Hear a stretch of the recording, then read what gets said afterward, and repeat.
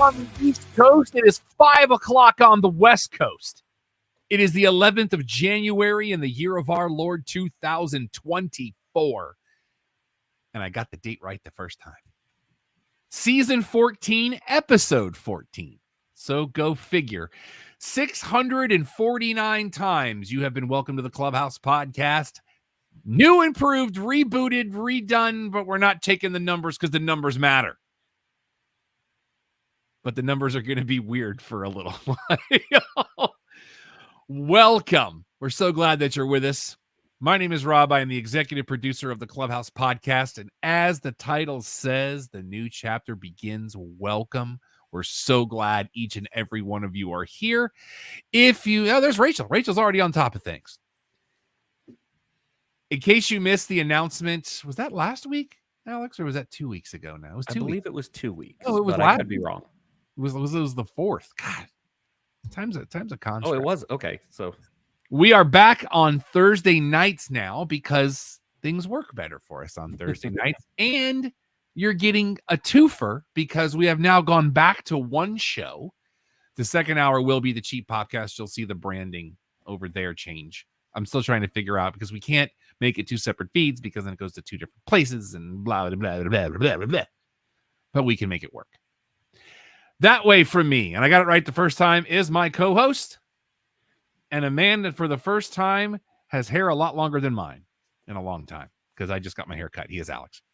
I don't know if it's the first time in a long time. I feel like I have consistently had the longest hair on this show for a while. My hair was kind of bushy because I hadn't gotten a cut since before Thanksgiving. Fair. But then that is long for you. 2 months, so it might have been shorter the last time we had a show. The bottom of your screen is the official fact checker of Suitor Gator Productions and a man who's so mysterious he doesn't even have a light in his room. You may know him as Igbunu, but his mama named him Don Ford. I'm going to call him Don Ford. Hey, man.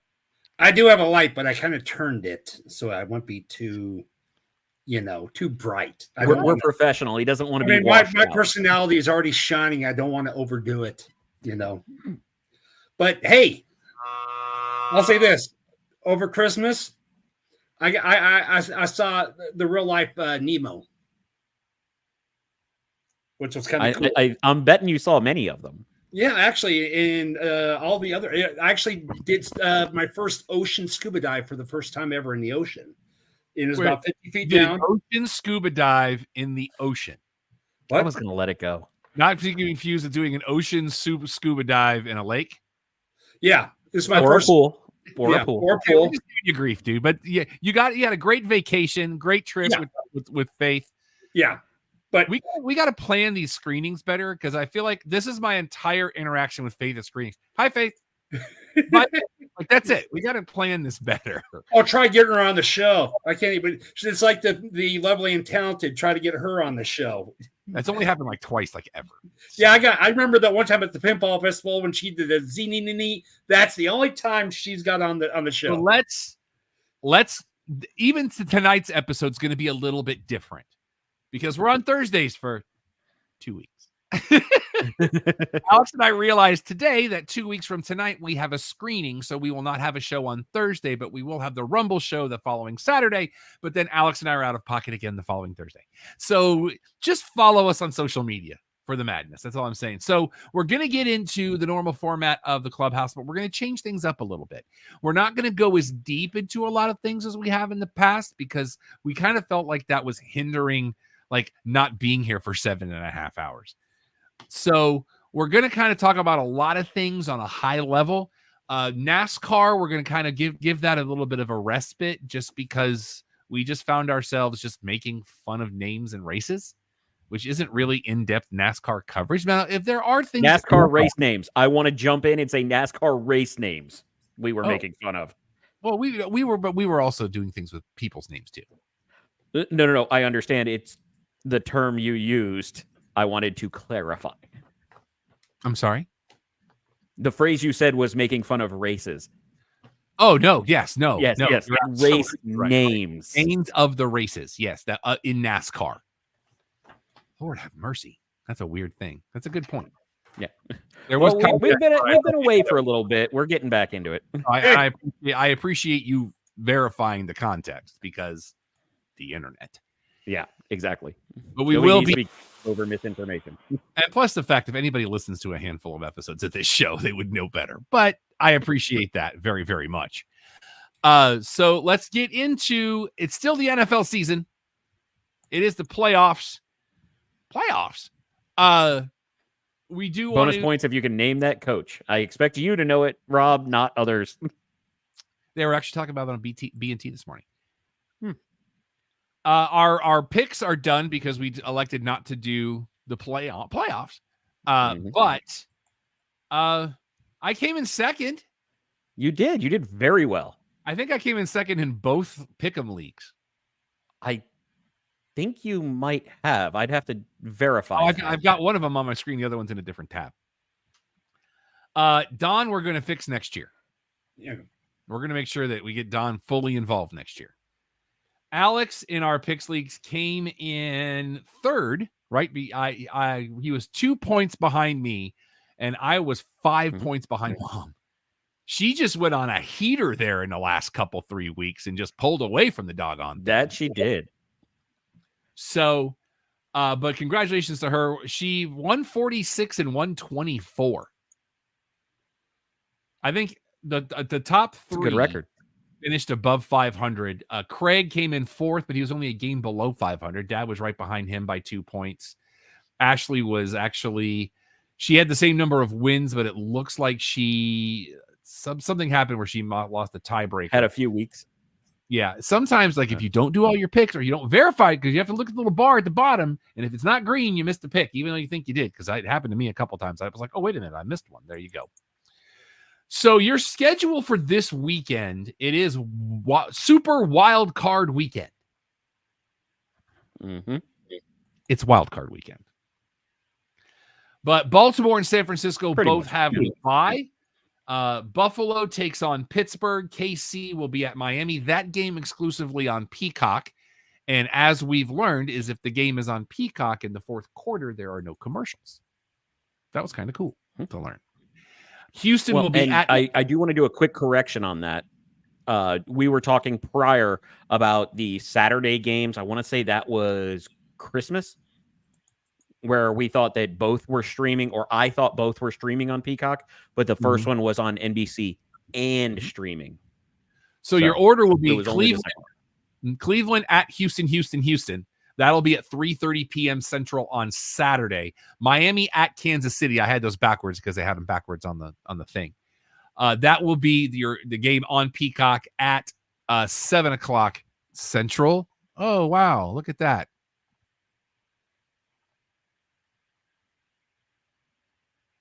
There's a thing in there. I think we have a milestone now. What's that? We'll talk about it later.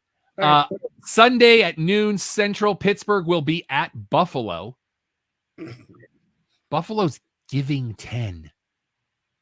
Is that all?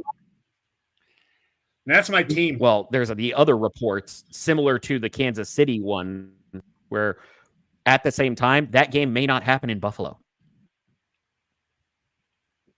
Weather? Huh? Oh, am I lagged far behind? No, we have you. Okay. Maybe you are having a lag. Current talks is that because of inclement weather coming into Buffalo, they may move that game to Cleveland. Well, that's a ticket reference. By the way, Kansas City giving 4.5 to Miami. I don't think that's enough. The injuries have depleted them so badly. I just want us to stay competitive in that game. Cleveland is giving 2 to Houston. I would actually take Houston +2, especially at home. CJ Stroud back, and I think they're going to ball out. Your midday game on Sunday, Green Bay at Dallas. Do you guys want to pick against the spread on those other games real quick before I go further? Sure. Hit me individually. Cleveland giving 2 to Houston. I will take Cleveland. Don. And where's it at? It's in NRG Stadium because Buffalo might be using the Cleveland Stadium because of weather. Okay. I'd take Cleveland. So I'm on the island on that one. KC giving 4.5 to Miami. I will take KC minus the 4.5. I'm happy with the the results of the regular season for Miami, I just don't see us winning this game on the road in the winter when you've got a guy that's 114 years ago playing safety last week because we literally had nobody left. It breaks my heart, but I just don't see us winning this game, and I don't see it being close. Don, you want to take this one first? You know what? I see that as the upset. I would take Miami with the points. I agree with Don. Now, allow me to briefly explain why. We're expected to have wind and negative 30 wind chill in Arrowhead. Mike McDaniel is a wizard at coming up with running plays, which is what you need in that kind of weather. I think he's going to be able to script it to the point where Miami might actually steal it. And he's got the LL Cool J sweatpants. Yeah. So you want. Well, no, LL Cool J never had calves that tiny. Fair enough. Sean's chiming in. She's saying the Chiefs take that game if for no other reason than the weather. I'm inclined to agree with her. I like where you're coming from, Alex, because McDaniel is this week's Hard Knocks was amazing. It was one of my favorite Hard Knocks episodes in a long time because it went into depth on who McDaniel is and his background and his journey, and I loved it. I hope we win because I am a fan. That's my team, but I have to be realistic. Pittsburgh at Buffalo. Buffalo is giving 10. Don, another year where the Pittsburgh Steelers do not have a losing record and go to the playoffs. And double-digit wins. Yep. Actually, on this one, I would take the Buffalo with the points. I mean, I take Buffalo and giving 10 on this one. He's no selling. I'm serious. I could be upfront and everything. I love my Steelers. Yeah. You always are. Yeah. So I'm not saying I disagree with you because Buffalo's my pick to go to the Super Bowl. And it looked a little shaky there in the middle of the season. And then all of a sudden the Buffalo Bills went, oh, we're the Buffalo Bills. We should be winning the AFC. Well, there's a distinct line of when that changed, and it involves Ken Dorsey no longer being there. Agreed. But I was actually talking to a friend of the show, Steven Zimmerman, a couple of weeks ago, and we were talking about Buffalo before the Miami game. Now, and let me just be clear. I'm actually okay that Miami lost that game. Here's why. Number one, it's hard to beat a team 3 times in a season. Number 2, it's harder to beat the same team in back-to-back weeks in the NFL. I believe if Miami had won that game last week, we're going to get our doors blown off us this weekend, worse than Kansas City will. Well, and the other part about that is the fact that there isn't really great home field advantage in many places, and Miami isn't one of them. Arrowhead, great home field advantage. Lambeau, great home field advantage. AT&T Stadium. I can't remember what Minnesota's called, but the Minnesota arena or stadium is stadium. I think so. But regardless, Miami is not a great home field advantage, and especially when you would have had the exact same game 2 weeks in a row.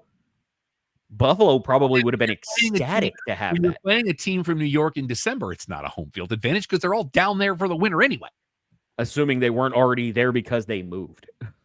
And they took over the elbow room. I don't know if you saw that. Yes, I did see that. Both floors. Mike believes, and Mike does verify U.S. Bank Stadium. He says Buffalo will be ahead by 10 until Allen throws an interception to let the Steelers score. He did it twice in Miami, and Miami couldn't hold on. In the end zone. Yeah, I'm taking Buffalo all day, every day. All right. Green Bay at Dallas in the midday game. Dallas giving them 7. This is going to be... This game is weird to me. It is. It's wildly irregular. Alex, it is well established on the show, Alex is our gambling go-to. Mm-hmm. I feel like this is a trap game. Because Dallas has not impressed me enough to say I'm willing to take them, but neither has Green Bay. And it is also not in the frozen tundra of Lambeau Field. I am more intrigued by the fact that the referee, and hold on to the negativity I will be getting from our fair Berg in a minute, but there was no greater advantage to home games this year than the Dallas Cowboys. Now, part of that reasoning may or may not have been the fact that penalties were incredibly lopsided while they were at home. However, Green Bay's defense, not good enough to withstand a very good Dallas offense, and that defense is very good yet overrated on the back end, but there's nobody on Green Bay that can really light them up for that, even though Jordan Love looks like the third Hall of Famer in a row for Green Bay. Sorry, Mike. But at the same time, this is not a trap game to me. They're already trying to push flimsy narratives of, oh, Green Bay has never lost in the new Cowboy Stadium. Guess what's it's gonna happen? It's gonna be Dallas. By the way, shout out to Crystal Vest, who gave us a little bit of love there in the upper left corner of the screen. Good to have her with us. Friend of mine, dear friend. Okay. Shares a birthday with me, by the way. With the points, I would take Green Bay with the points on this one. I'm actually going to stay away from this one. Just correct me if I'm wrong. I did hear you correctly that it's -4, correct? -7. -7? -7. Yeah, that's why I'm taking the points. That makes a lot more sense now. I'd still take Dallas. I think they win by double digits. In your Sunday night football game, because we only have one of those left, LA goes to Detroit. I am so sick of hearing Goff versus Stafford and Stafford versus Goss. In the immortal words of Tony Reale, it's not, because they don't play each other. That is fair. Not on the field at the same time.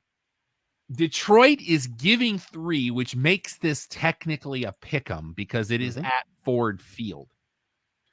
The Rams have come on late. That they have on both sides of the ball. I am not convinced that it's going to be enough for them on the road to win. I think Detroit is fired up, especially after that game on New Year's Eve. Yup. I believe Detroit wins this game. I believe they cover. I believe they win by at least 7. Give me the Detroit Lions in the season after Hard Knocks blessing, which means next year, watch out for the Jets. Yeah, and I agree with you on that one too.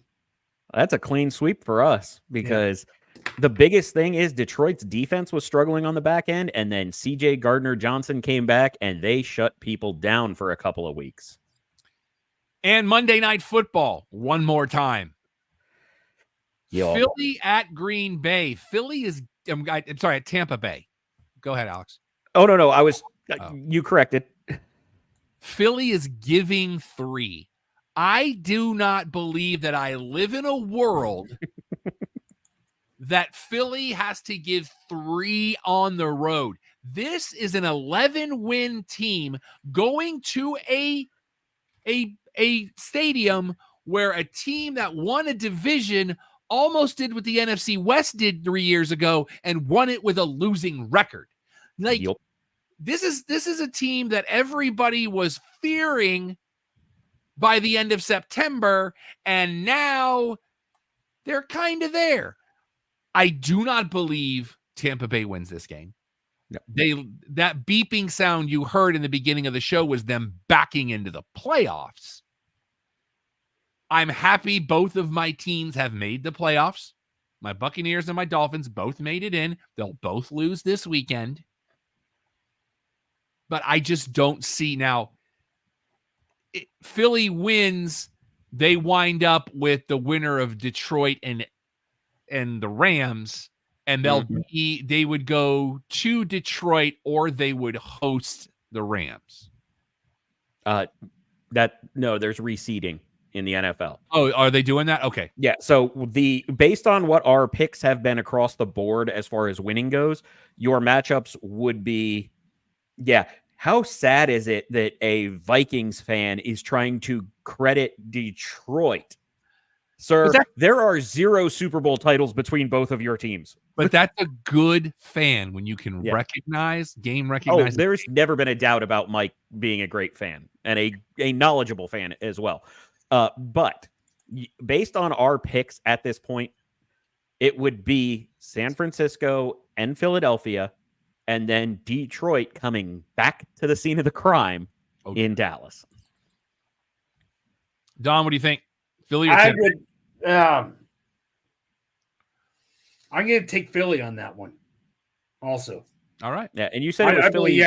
Philly by 3, right? You know, I think Buffalo and Philly have done reverse things. Buffalo started off and then they started, but Philly started off like a terror, and now they're, you know, I think that last game they were just like, you know what, it don't matter if we win or lose, who cares, you know, and I think maybe that's going to be where they had the division, they had it, and they lost it because they just quit, and I think this will be a wake up call for them. I hope. Well, I think the bigger thing with Philly, and yes, they should cover 3, but Tampa Bay can be very dangerous. Baker Mayfield. You want my hot take there? Should be comeback player of the year. I understand the narrative for DeMar Hamlin. I understand the narrative for Joe Flacco. Flacco, I would put a distant third behind those two. Well, right now your betting odds are DeMar Hamlin, then Joe Flacco. I mean, when you're 75 years old and you take right, we're the same age. You need to stop that. But what I was going to attribute is Philly's biggest issue has been the fact that they were running away with the division and then started getting hurt. They started losing people to missed games, which is something they didn't have to deal with last year. Interestingly enough, Miami's dealing with a lot of it this year and still doing well in a tougher conference. So I think if Philly can get enough people back healthy, they should be running away from it, and it's going to be scary, but they are going to get destroyed in the second round. And both of my Super Bowl picks are still active. So you're the only one. What's your other pick? I had Buffalo, San Francisco. Okay. Didn't help my fantasy much. Very well. But in our college bowl pick'ems, I also did finish second behind Alex, who wins by 5. Actually, you won by 3. You won by 3. I want to clarify that within the ESPN grouping, I tied for second with Sean. No. And Will won. ESPN group right now. You won outright. I think you're looking at a different ESPN group, sir. The Clubhouse podcast. I'm viewing the that's the 2022 season? Mm-hmm. Huh. Why wouldn't it show me 2023?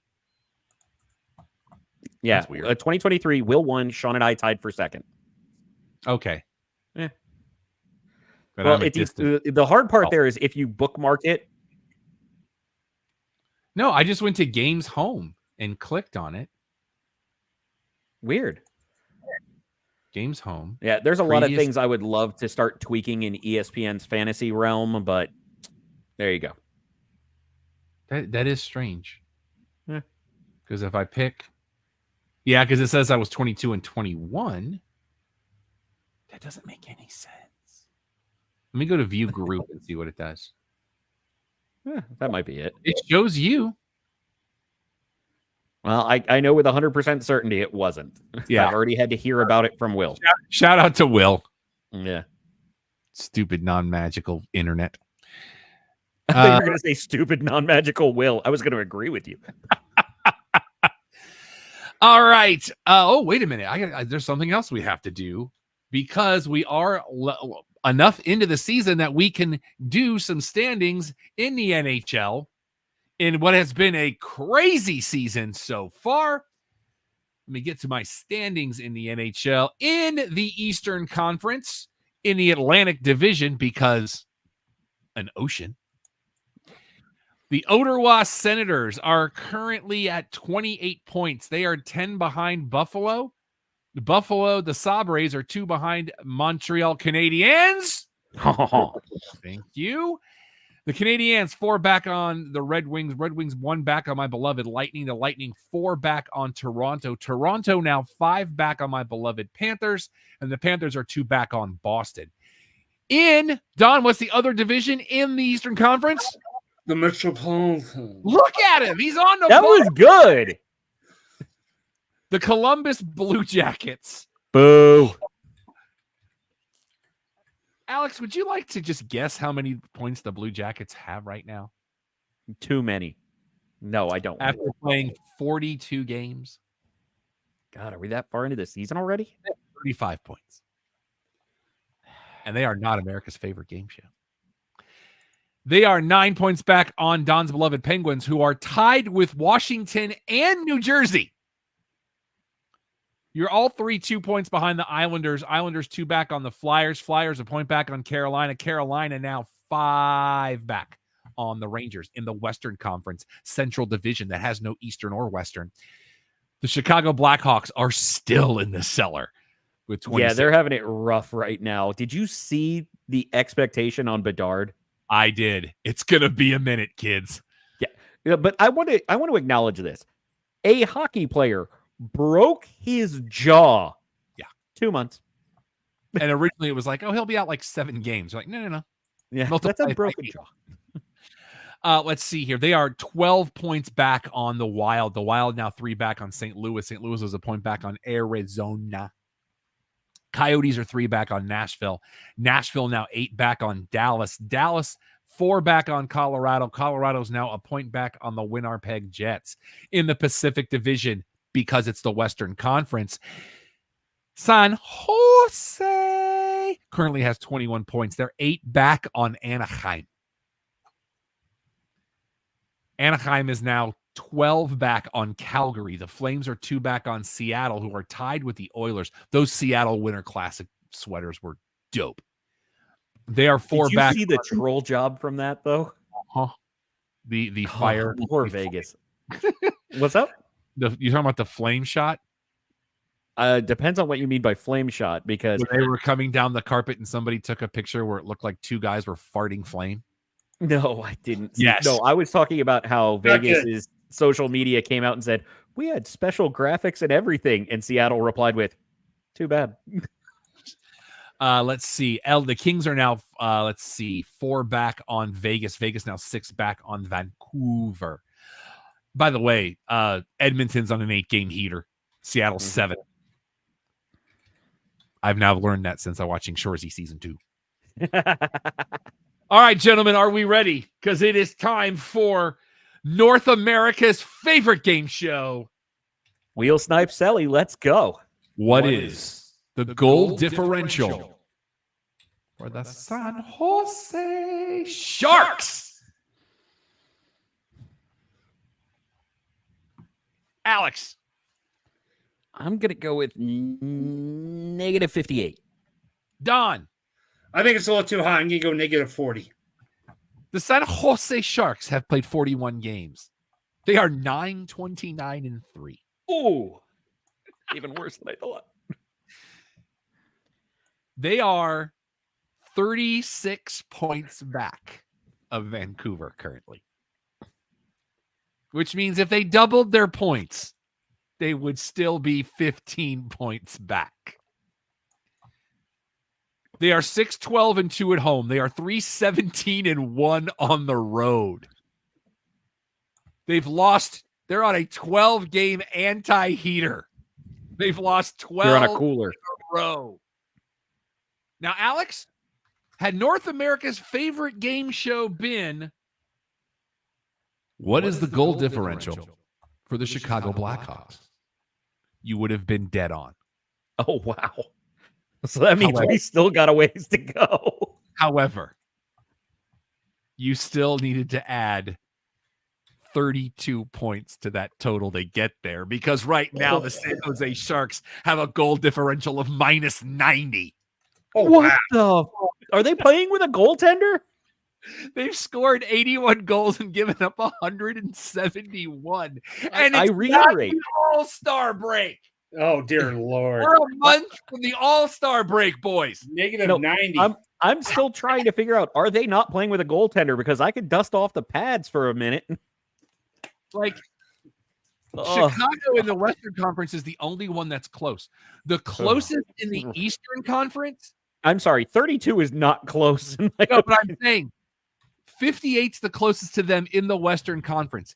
In the Eastern Conference, the closest to them would be Columbus at -29. That's less than 2/3 of the goals. Oh, I'm so glad. I just want to make sure I'm alive. Which team was this again? This was the San Jose Sharks. Are they trying to use an actual shark as their goaltender? I don't know what's happening. And so is it Killer Shark? Because that's a whole goal. Hockey. Isn't that Killer Shark? Isn't that his name from Suicide Squad? King Shark. King Shark. With Bird. Hand. All right. Yes. No, wait, that is your hand. Some quick television headlines. ABC has announced that The Good Doctor will be ending with season 7. My wife will be very upset. She enjoys that show very much. As will Sean. Well, she's here. So she's finding out just with everybody else. CBS has ordered an NCIS prequel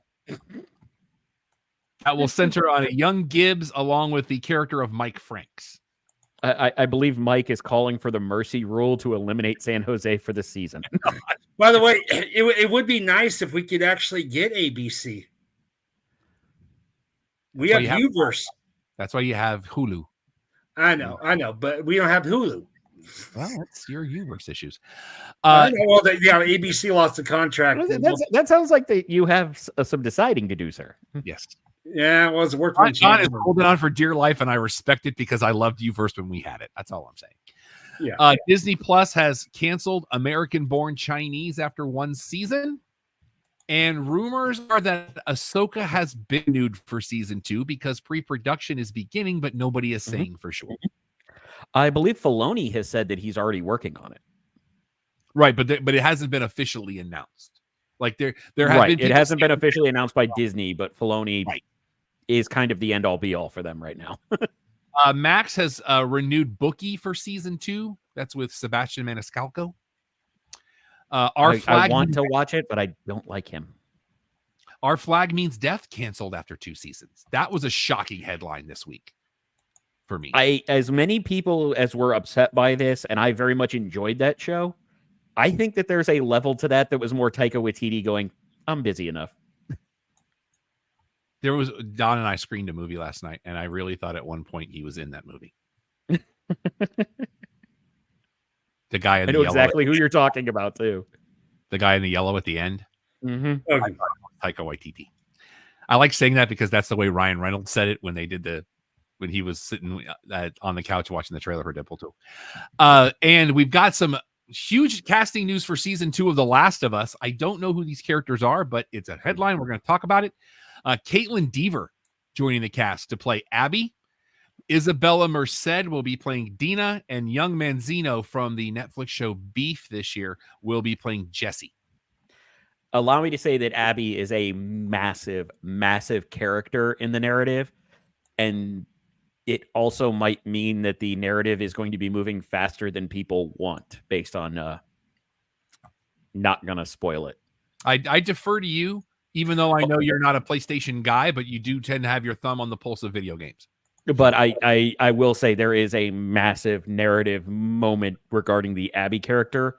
If you want to know off air, I will share, but fair enough. No TV on DVD or Blu-ray this week. Not a lot of DVD and Blu-ray new releases this week. I feel like we're still kind of in the aftermath of the strike, and it's going to start picking up soon. And the holidays. That's true. So I'm going to do a couple of quick movie headlines because we are going to get to our best and worst of 2023.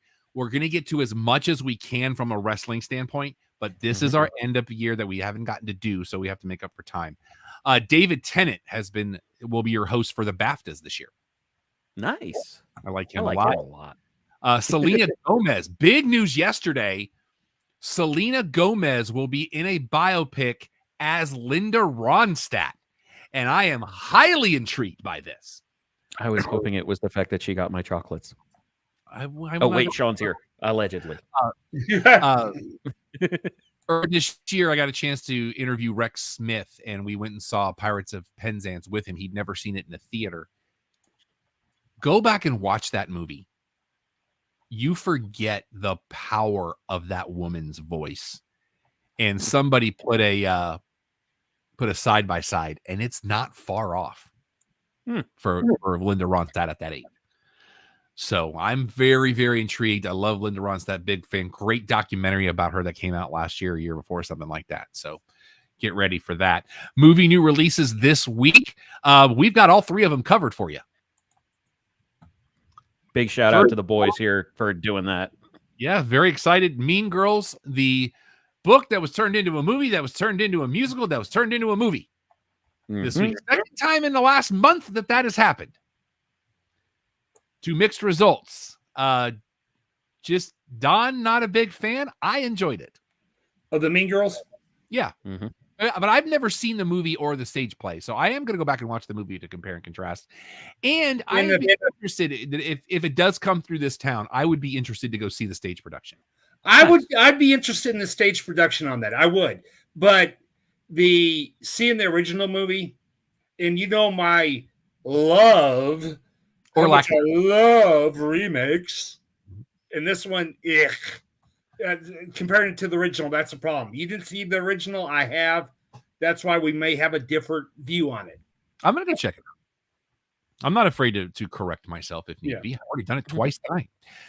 The Beekeeper, Jason Statham is back, and if you read the trivia on IMDb, which I included this in my review, currently located at www.theclubhousepodcast.com. That's our website. Nailed it. This is his fifth film in the last 12 months to be hitting to be what? To hit theaters. He's had 5 movies in the last 12 months hit theaters. Well, how many of them would you call green screen movies? That's the other question. Well, at least 2. But at least 3. Operation Fortune, he gets a pass because that movie was great. Okay. I said this in my review. I said this to Alex. I haven't had a chance to talk to Don. This 35 years ago, this movie makes $1 billion. This seems like they found an old script that Steven Seagal passed on and was like, give it to Statham. It's oh my God. The more you said that earlier and I didn't think about it, but now I'm going with speaks broken English a little bit, fights, awkwardly shaped, still fun. By the way, Seagal. Steven Seagal, 72 years old. That is a fact. But I agree with you on that 35-year bit ago. I honestly, I agree with you. It's an 80s style, stuff's gonna explode. And Don, I didn't get a chance to tell you this, but I wrote this in my review. Watching Josh Hutcherson, Logan Paul's finna sue somebody. That's all I'm saying. Because he was doing nothing short of channeling Logan Paul in this movie. It's not terrible. It's just not good. Also, this week, the Book of Clarence, which I got to see last week, fantastic. Same director that did The Harder They Fall. And it's for those of you that might be concerned because of some of the subject matter, it is not blasphemous. Let me say this. Anybody that says it is has not seen this film. Clarence, played by Lakeith Stanfield, who is one of the most underrated actors of our time, plays a guy that lives in the same time as Jesus, and he's kind of down on his luck, so he decides he's going to be a Messiah so that he can have all the things Jesus has. The Jesus and disciples part of the story is straight gospel with a little bit of embellishment, but nothing bad. I think this movie's fantastic. I think it's a great conversation starter. Yeah. And I just yodeled. And that was in the Fantastic Fifth World War, with possibly bringing in the blasphemy. And I thought, well, you're going to go. I'll let you see, and I can always see it later. Because it's a guy that existed at the same time. Yeah. Like there's a scene where he goes to see Mary because he wants to, and I quote, learn how Jesus does his tricks. And Mary's like, oh. But I was thinking, though, your worst film of the year a year ago, what was it, Honk of the Jesus thing or whatever? What was that? Honk for Jesus, Save Your Soul. Honk for Jesus, Save Your Soul. That's a whole. Yes. That was my worry. That could be something like that. It is. You know what I'm saying, Don, and I appreciate you asking that. Yeah. It is not. Okay. Honk for Jesus Save Your Soul was just bad. It's a bad. And that's going to be on Stars in about 2 months, and I'm actually going to DVR to see how bad it is. Honk for Jesus Save Your Soul. You can watch that right now on Peacock. Oh, is it on Peacock? Yeah. It's been on Peacock for a Oh, year. I didn't know that. Okay. Okay. So, fun fact: it was so poorly received, it wound up on Peacock in less than 30 days. Okay. And to clarify, Don, I did not hate it, but then again, I'm also the person who's like, I want more blasphemy. Yeah. And just for the record, if you do watch this, I did not endorse you watching this. Yeah, I understand. And Faith can't blame me either. Now, big would you Blame recommend me. her watching this with me? What, Book of Clarence? Yes. No, I'm talking the other one, Honk. No, I'm not even recommending you watch it. Okay, all right. I All want right. to recommend someone else to watch Don, it too. All right. Don, let me put it in this bow for you. Yeah. As somebody who cares about you, as somebody who cares about Faith, who did not hate that movie, you do not want to watch this movie. Okay. You do not want to watch Honk for Jesus. I'm telling you right now. Okay. All right. And the sad part is, I love everybody involved in it. It's a Mhm. bad film. It's a terrible film that tries to do satire and does not stick the landing. It doesn't even get off the horse. It gets uncomfortable, really, Yes. with it. And that's me only saying that. one movie on DVD and Blu-ray this week that makes a difference. Lone Star is getting the Criterion Collection treatment this coming week. I don't know that I know this. It's a film about 5 years ago. It's really, really good. Okay. It's the one I think it is. But yeah, and it's getting the Criterion Collection. So their hit to miss ratio is not bad. No, it is not. All right. It is time for us to talk about the best and worst films we saw in 2024. Now, Don, Yes, sir. did you take my advice and list every film you saw last year? Actually, no. Because There's that's a couple I forgot, and I tried. well, how many films did you see last year is what I'm asking. That's where I probably would say at least 50, at least. Alex, how many films did you see in the year of our Lord 2023? Now, I also want to clarify, I feel for Don right now because last year was a weird year after 2022 having over 100 films. I can only remember seeing 49. So that's how long my list is. I clock in at 83, which was more than I saw last year. It's not more than I saw in 2022. So what we're going to do is we're going to give you our bottom 10 and our top 10. Here's how it'll work. We'll just go ahead and keep it consistent. We'll start with Don, go to Alex, then to me. But the other thing I want to say is because we have this wonderful comment section and chat room, if you want to chime in on any of these, please feel free to participate. I think next year I'm going to have you guys send me your list and then we can have visual aids and stuff. Ooh, that would be awesome. That's an idea. Yeah, and we're working on the tech of this, guys. We really are. I thought we did a great job in our last couple with the tech, but there's a lot going on there. So what we'll do, Don, is don't give me, as per norm for those who have not been with us for this before, we don't give you our worst film of the year. It's just like we don't give you the best film of the year. That's the last one that comes in because Skinner don't start the show with Freebird. Exactly. So, Don, what is your 10th worst film of 2023? And if one of us has that, we will reserve talking about it because we would have it somewhere else. Oh, Now, actually, Don, let me ask you another question first. Yeah. Do you have any dishonorable mentions that you want to put forth? I have one. The Okay. Shazam Fury of the Gods. I actually had that 3 outside of my top 10 or my bottom 10. I'm sorry. Yeah, That 4 outside of my bottom 10, so we all didn't like it. yeah. This one I know we will talk about later. All right. Number 10. I love this. I love this actor. I love him, but William Dafoe, Inside. I am deferring. I am also deferring. All right. I say maybe it's coming up. Yeah, that's what I figured. Alex, number 10. My number 10, unfortunately, is 65. The Adam Driver, Netflix, time travel, sci-fi, dinosaurs, and it's stuff. kind of yes and not that all in the same go, and it has so much potential, and then just along with a Don, wildly unsatisfying finish. Is this one you saw or no? Because I did not see this. I saw it on an airplane when we were going to England. So, Right, you got to have something to do. yeah, it's 8 Oh. hours. So, yeah, you kind of feel the time. So, yeah, it's okay. Did it wind up anywhere on your list? It would be like number 12 or 13. Oh, Okay. real? Of Yeah. work. Yeah, Of the worst or Yeah, best? yeah, Okay. Okay. yeah. It'd be honorable, dishonorable mention number 2 or something like that. Okay. My number 74 film of the year is a film that was very hyped, and then we found out none of it was really true, and that would be Flamin' Hot, Mm-hmm. a movie whose story was off by 30 years. As I did more research, because this was allegedly the story of the guy that invented Flamin' Hot Cheetos.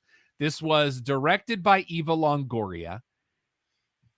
And then we found out that no, it was invented in Plano, Texas in 2008 and not in the 80s. It's a good. Can I apologize and realize I gave the wrong movie? Oh, did you? Yes. All right, let me finish this, then we can go back to you. I that's my fault. I'm sorry. It's because see, here's my thing with my list this year. Of this list, only half of my bottom 10 I would consider really, really bad films. This is not a terrible film. It's just got 73 films better than it this year. Alex. I do apologize. I gave my number 9 peeking out of the corner of my eye. My 10th worst was actually The Meg 2, The Trench. I have not seen it, so I will believe you. Yeah. One of 5 Jason Statham films in the last 12 months. And one of the green screen to hell. All right, Love Don, number 9. Number 9. I was worried this would happen to this film. And I love the original film. It's one of my, if I had a top 5 favorite films in the history, Ooh. the original would make my top 5 of along with Aliens and Breakfast Club. Mhm. But the Indiana Jones saga is now being ice aged out. In the dial, Indiana Jones in the Dial of Yeah, that number one. 57 for me. What was that for you, Rob? Number 57. Okay. This is another example of how much shorter my list is. I actually have it around 17th. So it's in middle of the pack, but it's definitely better than what it allegedly existed before it. Yeah, but that ain't saying much. And I still think Also true. it has one of the great Easter eggs of all time. In the very beginning, look in the train. On the left side of the screen is the Holy Handmaid of Antioch. Mm-hmm. Number 9 for me is a straight to Netflix. Ooh. Although we did go see it in the theater at a screening of a movie that did not scream for a sequel. There were no real unanswered questions at the end of it. And I like everybody involved. Murder Mystery 2. Adam Sandler, Jennifer Aniston, and they're married? Question mark. It's not good. It just I honestly didn't see this one. I didn't watch the first one. I watched the first one in preparation for the screening. How much do you hate yourself, sir? I was just like, you know what? It's not, in the immortal words of the episode of Animaniacs, Bubba Bo Bob Brain, it ain't half bad. It ain't half good either. Mm. All right, let's go to, because we've already known Alex's number 9. Don, number 8. This one is, we got a screener for it, but actually DVR'd it. And this guy could be a genius and could be just cuckoo. But the Joaquin Phoenix Beau is afraid. Me and the Fantastic Four started watching it, and about an hour and a half in, we go, this is just too much. We can't sit another hour. See you later. Bye. I defer. Okay. I figured that was coming. I actually did not see this, but and I want to clarify this. I have some inside information because Rob was explaining it to me after he saw it, and it made me want to watch it more. I think you got a screener of it, right? Yeah, I have a copy. Yeah. But it is on the list of, with seeing less movies this year, of movies I want or wanted to see, because there are some big ones I missed this year, and I feel bad about that. In the immortal words of a great film, paraphrased. I wouldn't say you've been missing it. Yeah. So number 8 for me is one that kind of hurts my heart that it's on this list, because as those who may be curious how we come up with our list, personally, I try to do a balance between how much I enjoyed it and the quality of the movie. Indeed. This one I actually very much enjoyed, but it was just such a crappy movie. Not a good story. There was some feel good to it, but 80 for Brady is my 8th worst movie of 2023. I did not get to this one. It was one of those that I was like, oh, I need to watch that. And then something else would happen. And the next thing I knew, it was Christmas. Yeah, like, I will check this out at some point, but I'm setting the bar low. I saw it. Yeah, I saw it, but it didn't make my bottom 10, but it didn't even come close to my top 10. Yeah. It's one of those, it's not a poor experience, but it's a poor movie. Yeah. I also want to shout out to Gabriella Olivia, who gave us some love on the video tonight. So nice. Number 8 for me. When I wrote my review for this film, I said to the haters, which apparently now I am one of, given where this movie lies, watch this film again in 5 years, and you'll understand why it is what it is. I have to retract that statement, because in 5 years, this film's not going to matter, because of the major changes that the MCU is going through now. So the Pink Floyd fever dream that is Ant-Man and the Wasp: Quantumania. I really thought this was going to be the thing that set everything up through the next 2 phases. And now it's probably going to be forgotten because of the pivoting that the MCU is having to do. This is 6 from the bottom list for me. So it's outside of your bottom 10 by... Okay. Correct. Yeah, but it's on the bottom end, yes. And I would be in that same area there. It would actually be like number 13 or 14. Okay. Don, number 7. I'm always game for a good horror flick.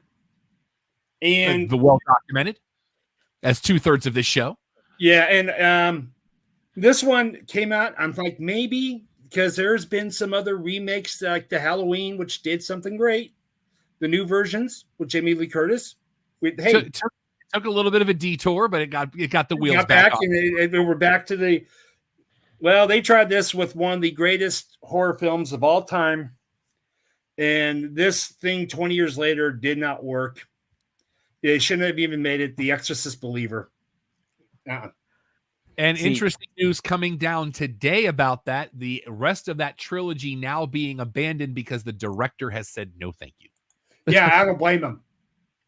I say no thank you also. This is another one that was on the list of I'm looking forward to watching it at some point, but it lost out time and time again to other things.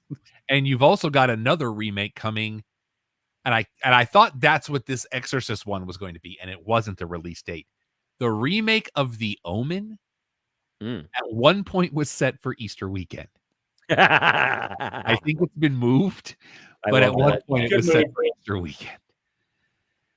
Alex, number 7. All right, I'm going to need you both to brace yourselves, because our first major hot take is coming in. All right, go for it. Barbie sucked. Wow. It had 3 or 4 great things in it and a whole lot of fluff that was stupid. I'll say this. There was a lot of talk about it, and I saw it, and I'm like, eh. Now, I will also say, I don't know if I genuinely hated it this much, or if the fact was I started getting excited to see this, heard so much positivity about it, and it got oversold. I don't know if it's an oversell situation or it just sucked, but I did not enjoy it. I'd like to do my Kermit the Frog impersonation right now. Feel free.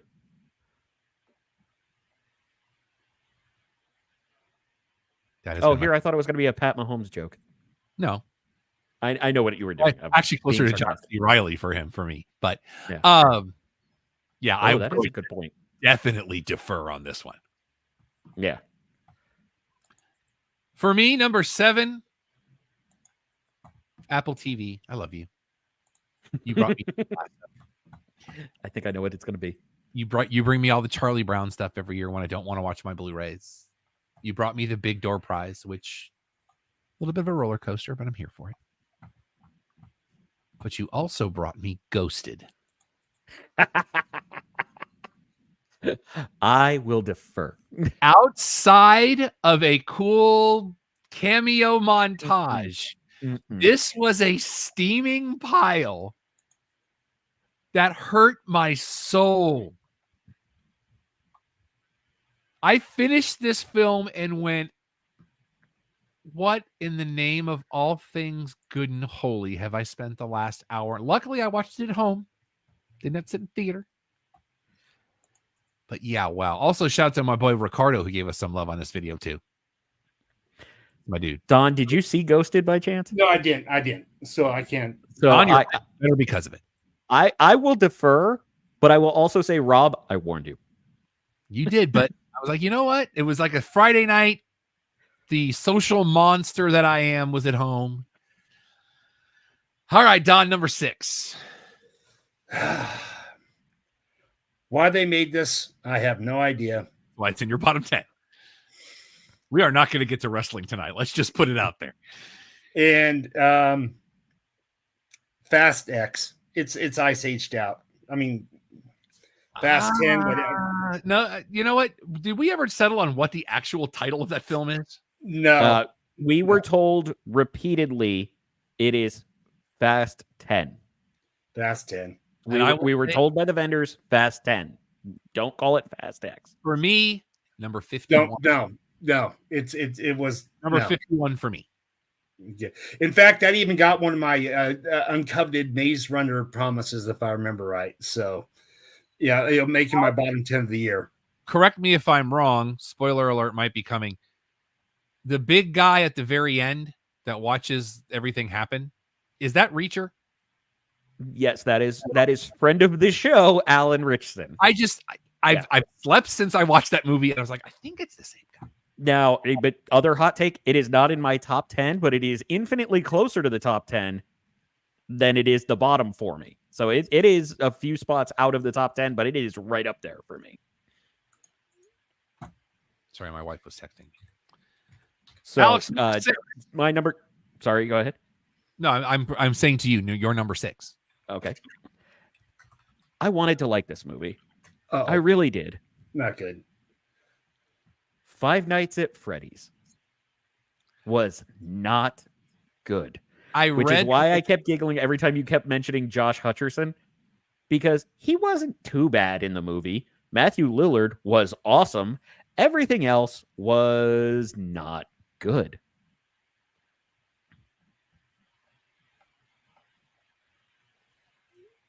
I see everybody else loved it too. No, I'm sorry. My wife is texting me. She literally are you doing your show? Yeah. We are. Did you see it, Don? Which one again? Five Nights at Freddy's. I can't remember if I did. What was that one about? It's based on the video game about the guy who becomes the security guard for a demonic Chuck E. Cheese. Yeah, I saw it. Not good. Fan. No. People who played the games apparently love it, and that's their demographic. So they nailed that. They win. So, and apparently there was a story about it that in the days leading up to its release, if you Google searched it, it listed a member of the cast with a spoiler attached to his name. Mm-hmm. Yeah, there is that. Yeah. My number 6. For the record, in the movie, even knowing that spoiler, still a great reveal. So I'm good with that part. My number 6. I love Allison Brie. Uh-oh. I've loved Allison Brie since Community. Amazon released a movie with her this year called Somebody I Used to Know. I don't want to know that film. Like, I don't dig films where there is not a single solitary person in the entire film that has any redeeming qualities. This film is that film. everybody in this film is a terrible human being for one reason or another. Allison Brie plays a girl who's down on her luck. She's on a show that gets canceled. She goes back to her hometown, tries to hook up with her boyfriend from back in the day that she left for whatever reasons, and then finds out by happenstance that he's actually engaged to somebody else, and the things and the wedding and blah, blah, blah, blah. That's what I have to say. Number 5, also Don. the reason you hate Dave Franco, right? I don't like Dave Franco. He's just weird. Unfortunately, this film is ice aged out also, and this was the third installment of this thing, of this series, of this film series. And it's so ironic because this thing ripped off the original series on its third film of Rocky 3. Creed 3 was Rocky 3 to a T. Just the names and faces were changed to protect the innocent. And no one got protected on this. What? Creed 3, no. It was Rocky 3, the remake. It could have been any different. I don't agree with the Rocky 3 remake part of it, but there are definitely some similarities. I can see where you're getting that from, Don. That's right. I hated it. I hated Creed 3 as well. It's not in my bottom 10, but I didn't enjoy it at all. I thought it was the worst of the 3. Rob? I've got it at number 25. I have it at 24, but that's still middle of the pack. It took a while for it to get bumped out of my top 10. I enjoyed Creed 3 very much. I liked the symbolism of it. I liked how it was his journey. I thought this. Now, do I need 4? No. But now I believe Creed 2 was a better film. But I enjoyed Creed 3 very much. I will say this. I was enjoying Creed 3 until the last 2 parts of the movie. And when your symbolism that you enjoyed completely pulled me out of it. Really? Yeah, I hated that. Okay, fair enough. That's why we do this. Alex, I think we're up to number 5. Is that correct? Yes, we are. Or is this 10, 9, 8? No, it's 5. Okay. And I know because it's a movie that we saw and had friend of the show, Rich Lemieux from X Golf. Keep following us on socials for that more. Shout out, Rich. The Flash sucked so bad. For me, The Flash sits at number 60. Yeah, it did some fan service, but it was crap all around. Yeah, it's my number 4. Let's just get it out of the way. Oh, Don's not even going to defer. He's just going to put it out there. So it's your next one, you mean, Don? Yeah, because it'd be my next thing. Might as well just get it out of the way. Oh, no. I wanted to clarify. You meant 4 on the worst of, not 4 on the it'd be best my of. next thing. Okay. Yeah, because it's number 5. This is my number 4. Let's just hit we it, have Don. to talk about it again. No. Of the DCEU films this year, it is the worst of the 2. Yeah. Or 3, technically. Yeah. Even though I had Shazam rated lower. I have that at 71. Oh, Brian's joining us. Hey, brother. Number 5 for me. So you know that thing when there's a documentary and then there's a narrative? Uh-oh. And if you put them together, so it tends to give you the full picture. This is not that kind of movie. The documentary version of it, far better. And it hurts me to say because, again, I love everybody involved in this film. But it doesn't do the story justice. We go back to Apple TV Plus. Nick Offerman, Elizabeth Banks, The Beanie Bubble. The documentary, far better.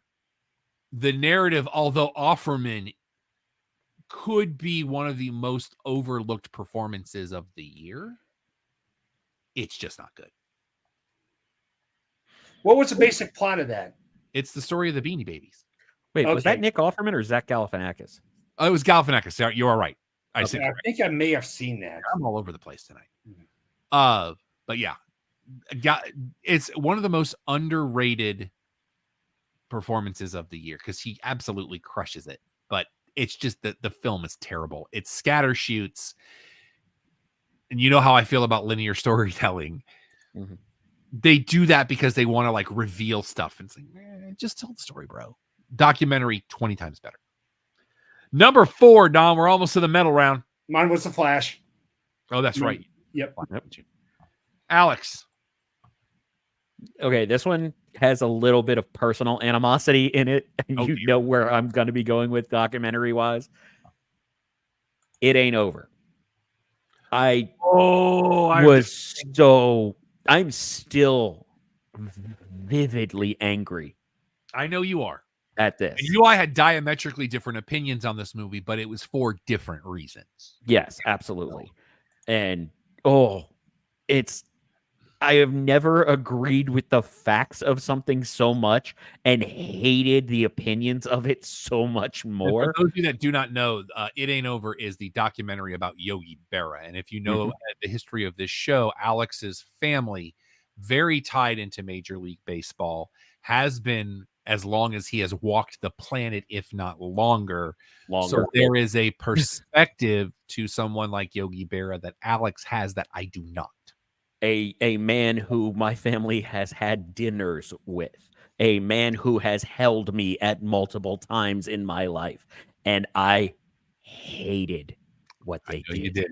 I know you did. My number 4. This will be. I have some very good critic friends who have a podcast called The Movies That Make Us. Go check them out. They are actually running the Disneyland Marathon this weekend, raising money for the American Cancer Society. Shout out to my people. Val actually has this as one of her best films of the year. I could not be more diametrically opposed. It's called You Hurt My Feelings. This is Julia Louis-Dreyfus playing a struggling author who finds out her husband's opinions of her work are not exactly what he has always said they were.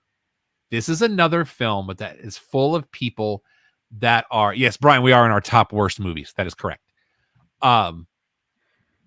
This is a film that is full of people that have no redeeming qualities. And we've covered this already. I don't like movies like this. And this movie is another prime example. 2 of my bottom 10 films in that category. Avoid this film at all costs. And I respect other people's opinions, but I don't see how they enjoyed it. I just don't. All right, Don, let's get to the medal stand. Number 3 of your least favorites of the year. Go, brother. My bronze turkey. This one here turkey. Got the Maze Runner promise. And I always had to put the thing of, I love The Simpsons, but Miss Lovejoy, the children, think of the children, all the humanity, and all that. Quoting The Simpsons. Okay. Yeah. Reverend Lovejoy's wife. Yeah. No. I know. I'm waiting to see where this is going. I was completely. I know. Because when I was watching this, in his review, but I can't remember what the movie is.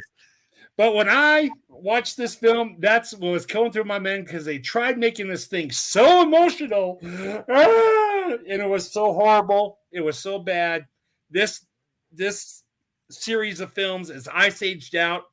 It's even worse than I thought than the Transformer in the Barn. Transformers Rise of the that out of this conversation. He's already used Ice Age a half a dozen times. We're gonna have to find it. Transformers, and no, I don't need to be riled up tonight, Don.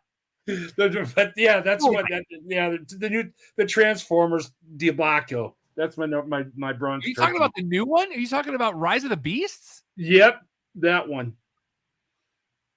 Yep. Yeah, it made my Maze Runner promise. You go to the back to the review at www.clubhousepodcast.com. Number 50. I had this rated above Dial of Destiny at number 55. Okay. This is 2 from my worst of list, but I still maintain my statement. If they made the movie that the first half sets up, it would have been the best Transformers movie ever, but somewhere about halfway, it turns into one of the worst. And they tried being so emotional with it and all that other. God. I had fun. I hated it. Outside of Bumblebee, best one since the first one, but that also sets the bar very low. Yeah, it does. That's a limbo bar, sir. Yeah. I got it is a rare form. when I can credit the same studio with a third of my bottom 10. Apple TV, I love you. You bring me wonderful things. Why in the name of all things good and holy? Oh, actually, no, Alex has to do his. I'm sorry. It's okay. I'll wait. No, please, I defer. Because Okay. my bronze turd John nugget. got me riled up again. Yeah. It's okay. I know I'm never important. It's fine. Yeah. You used the word. You used the word this time. I did not use On the word. purpose. I did on purpose. But my bronze turd nugget, Strays. This movie should have been hilarious, and it was I a got to watch dumpster it, fire and I failed. on Yes, gasoline. What Yeah, was that that's one close. about again? And I read your review, and I was like, Yeah. out. Yeah. That's the Will Ferrell as a dog. Oh, Yes, okay, the it's Jamie animated. Foxx, and it's available on Peacock as well in case you hate yourself. Okay. Oh, okay. Here's the funny part. There is a small part of that movie that is getting memed or just used as a video for shock value that is hilarious. The rest of the movie sucks. And then you've got a video game that's almost the same name that's getting made into a movie. Yep. That one I'm more excited for. That It was one supposed to come out this year. It did not. Oh, okay. Yeah, it was supposed to come out like in March of last year. All right. Go for it, Rob. Let me pick up where I left off. Mm-hmm. Why, in the name of all things good and holy, would you unleash Sharper on the world? I don't even know this one. Julianne Moore, Oh. a cast of people who are all con artists. Mm-hmm. It's like, hey, remember the grifters? That was terrible too. Let's just redo that and just have all these twists and turns, and you'll be guessing to the end. I didn't care. The best part was when it ended, and I mean by going back to the menu. Terrible film. All right, Don, number 2. This film, they tried being, I think, trying to cut the edge, especially at the race thing. But Eddie Murphy's You People was trash, in my opinion. I thought he was going a completely different direction. When he said race things, I thought he was going to say Gran Turismo. And I was there's no way that's in his bottom. There's no way. No. Okay. Yeah, I did not see that. I heard such terrible things. That's a Netflix film, if I'm not mistaken. Yes, it is. Yeah. Now, here's the funny thing. It was challenged to me to watch this. I did not. Because for the first time this year, what we started with before everything with wheels fell off and grinding to a halt, Sean started making her own list. She literally has about 18 movies, 30 blank spaces, and then You People as the worst movie she has ever seen. Wow. Yeah. Wow. And they got really. SNL was great a couple years ago. And I love, some of the actors on that, but when they tried breaking they did it very poorly. I mean, when you had a black person and a Jewish person deciding which one has had worse things happen in their history. Oh yeah. No. Stop there. there. I believe there's a barbershop scene about that, isn't there? Stop there. Well, no, it's at the dinner table. And okay. You got two people trying to date, and you got two different opposite parents. Nope. Yeah, it was that's all. I'm not. All right, Alex, silver medal. Okay, Silver Turd Nugget has been mentioned before. It is Ghosted. Now, what you were talking about as a redeeming quality of the cameos, yes, I felt was them making what they knew was a terrible movie and then going, we're just going to throw a bunch of people in so it'll get I didn't say it was redeeming. I said outside of that's the only decent spot in the whole film. I don't even think that's a decent spot. That's what I'm getting at. I get but literally the only phrase I can think of we can't say on this show. And I suggest you go back to arguably the greatest Christmas episode of anything in Ted Lasso and listen to what Hannah Waddingham, as Rebecca Welton, says about Daniel Craig and Rachel Weisz. That's how I feel about Ghosted. Hannah Waddingham, how you doing? Don mentioned my number 2 before. I've never been to a screening, and it's now happened twice in 2023, where people bought tickets to a screening I went to in an IMAX theater. Oh, that I sat in for the better part of 3 hours. Oh, no. And got to the end of Beau is Afraid. And literally sat there because during the end credits, there's still something in the background. And literally nothing happens. To call Beau is Afraid a flaming turd is an insult to flaming turds. And I had to sit through it in IMAX. And I believe I said this in my review, it's like a bunch of people sat around a table and went, okay, give me ideas for a movie. And then they went, okay, make all of that in one movie. Or it's the worst episode of Saturday Night Live ever, hosted by Joaquin Phoenix. Without there's a musical piece to it, but they're not a musical guest. And the movie had potential.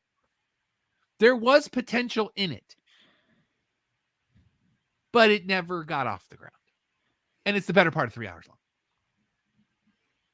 And people paid for it. And there were maybe 20 people in that entire IMAX auditorium. Maybe. Boo.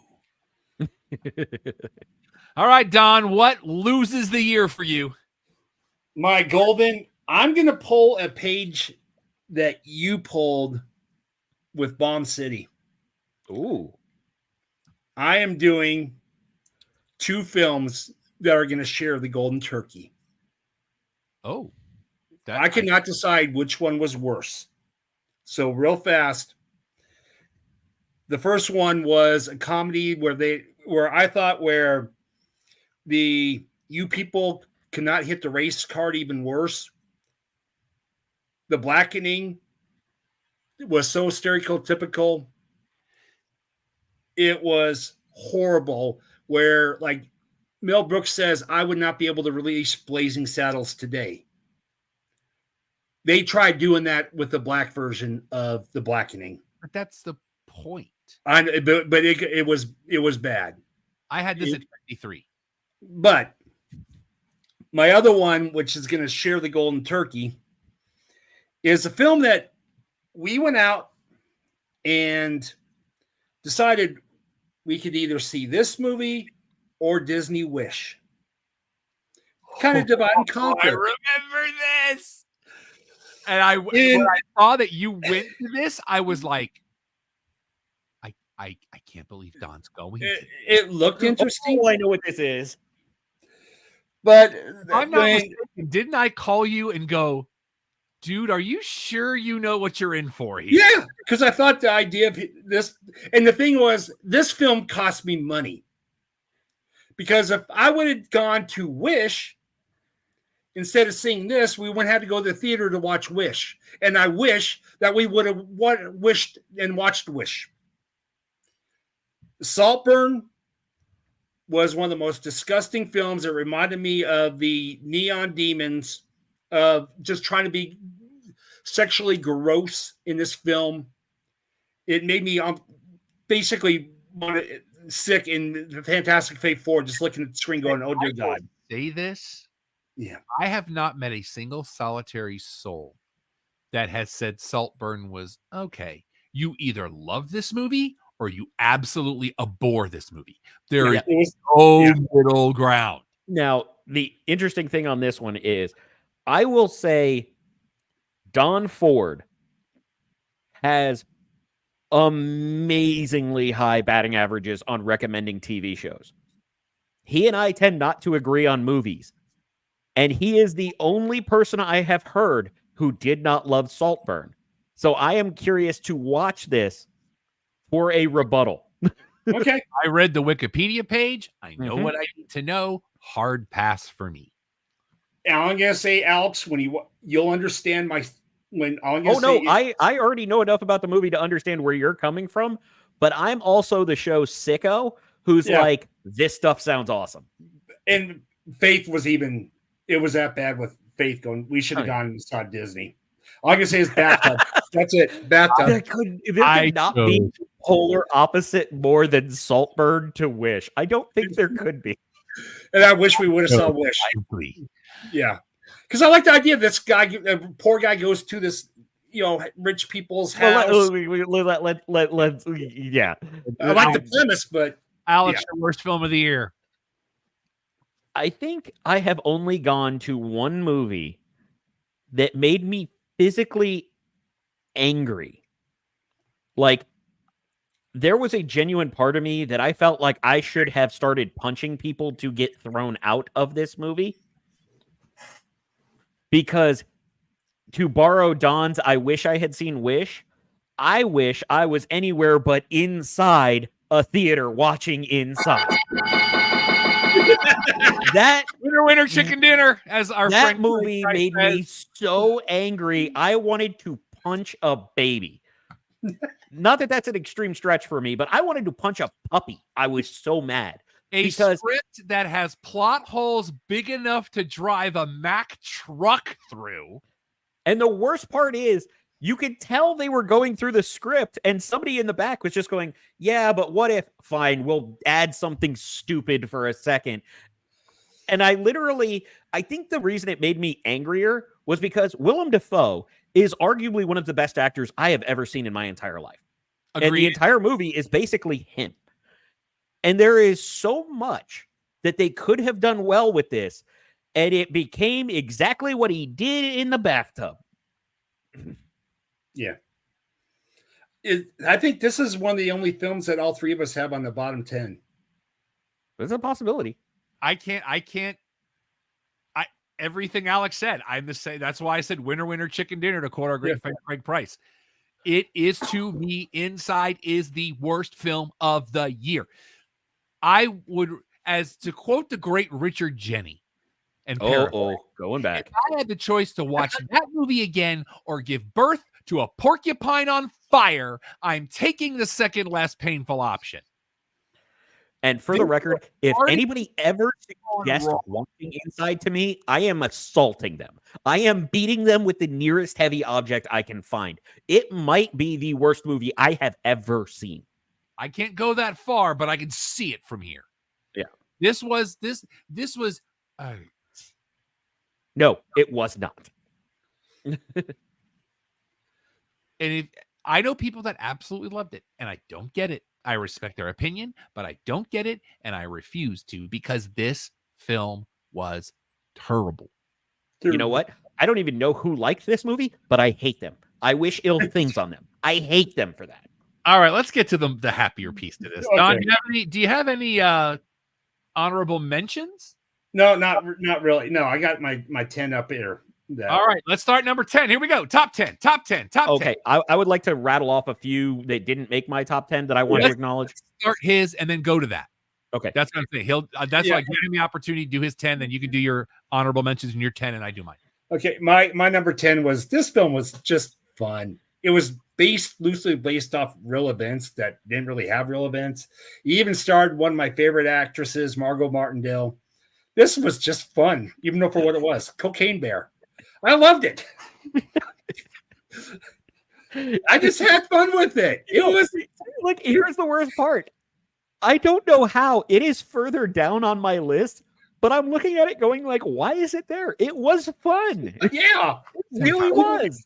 People are getting mauled and it made it funny. I hate to say it. It just, what could go wrong? I mean, I appreciate that they took what should have been a 5-minute premise and turned it into an hour-and-a-half film, which basically is just Lake Placid on land. But I'm still mad they never said Pablo Escobar. Yeah. that was his name. That's what they named Yes, him. that is his name. The one that's stuffed in the museum. Oh, I can't with the two of you sometimes. Alex, but honorable So, mention. the quick honorable mentions that did not make my top 10, but are definitely worth the watch. Kandahar, Last Voyage of the Demeter, still a Michael J. Fox movie. Those three should be watched. Absolutely. They did not make my top 10, but I enjoyed each of them for their own uniqueness to them. But my number 10, which if you had told me at the beginning of the year was going to be anywhere near my top 10, I would have called you a liar. Joyride. I loved That Joyride film- so much. Oh, hold on a second. Something just happened here. Okay. You guys still have me, right? Yes, we Yeah. do. I hit do. a key on my keyboard. For me, Joyride winds up at number 33. And just to give you, it sits right behind Becoming Cody Rhodes. And Oh, you have that on your list. I do. And just past Trolls Band Together, which I thought was fantastic. Okay, so I did see 51. hey, I put like my top 15. I would. It was fun. It's a film that it's not for everybody. No, it is not. If you're someone who has a very open sense of humor and you understand potty humor is potty humor, that's what this film is. And if you understand that, I enjoyed this film very much. And to tell you how much I enjoyed it, I hate nothing more than people talking at theaters, and had somebody removed from the theater during this screening and still loved it. Such a good film. Way better than it had any business being. I'm going to throw a handful of honorable mentions. One that got bumped out of my top 10 at the 11th hour was Dungeons and Dragons: Honor Among Thieves. 18. The Holdovers. Can't say enough good things about that if you haven't seen it. The Holdovers isn't in your top 10? It's number 12. It's number 12. I'm shocked. I want to put a pin in that one. Yeah, me too. One that I think, Don, I can't remember if you went to this screening, but Alex, I know you will love, and as soon as it's available to stream, you need to do it, is Next Goal Wins. Yes. Oh, I was interested. That one we missed. I am angry I didn't see that one for this. Oh, good. We were in England on that one. Air, fantastic. And for the holidays, get on Amazon Prime and watch Merry Little Batman. It is adorable. You did speak highly of it. My number 10 for the year, I really thought would get bumped out, and it just didn't. And I'm kind of glad it didn't, because this is a film I find to be incredibly underrated. And it's a film that a lot of people saw on the surface and were just like, oh, it's just another one of those types of movies. And it's not. It's so much more. Champions. So good. What was the premise of that one? This was the basketball team. Okay. Think of Woody Harrelson as a Bob Knight character. Yeah. John, you were with me for that screen. Yeah. That one is also available on Peacock. This film is terrific. Heartwarming. And Cheech Marin's in it. Yeah. And I just lost her name from It's Always Sunny. The bird. McElhenney's wife. Now I can't remember her name, and I feel bad about that. Caitlin something. Caitlin Olsen. Olsen, that is correct. Great film, underrated. It held on to my top 10. I really thought it would lose out at the 11th hour, but it stayed. Don, number 9. This one had a special place in my heart. There have been many things based off Disney rides, and some have been good, some have been bad, but they did a really good job with this one. It was just a fun movie. They did it right. Haunted Mansion. I loved it. Number 42 for me. Okay. Great film. Like I said, I just saw a lot of really, really good movies this year. They got it right this time. Yeah. And by the way, the kid is in Book of Clarence. Oh, okay. I really love the way they told the story here. I loved everybody in it. Mm-hmm. Not in my top 10, but Don, you're also not wrong. It was a really good film, and there's a lot of really cool Easter eggs in it too. Exactly. But I wish they would have released it in October. The fact that they tried to do it in August during the strike, it was in July during the strike. That should have been an October release, and it would have done better. Alex, you had a quizzical look on your face. No, I was just prepping my list in anticipation because I actually didn't see Haunted Mansion as much as you and Don both spoke highly of it. You put that on your list. It's good stuff. Oh, it absolutely is. But it's also one of those where it's like I want to target that around Halloween, and let's just say the wheels of my world fell off during September. So the end of the year was a theory. The review was up on July 27th in the middle of the summer. Yeah. Alex, number nine. I'm going to see if you remember this because my number 9 of 2023 was a movie that we were walking into and I went, oh, this is not a good sign. This is going to be terrible. And the Super Mario Brothers movie made me so happy.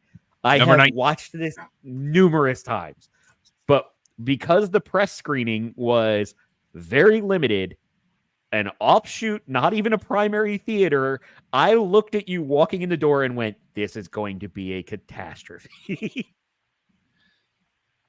And I love it. I hate Rainbow Road. That's all I'm saying. Peaches. But this movie was so much better than it had any reason to be.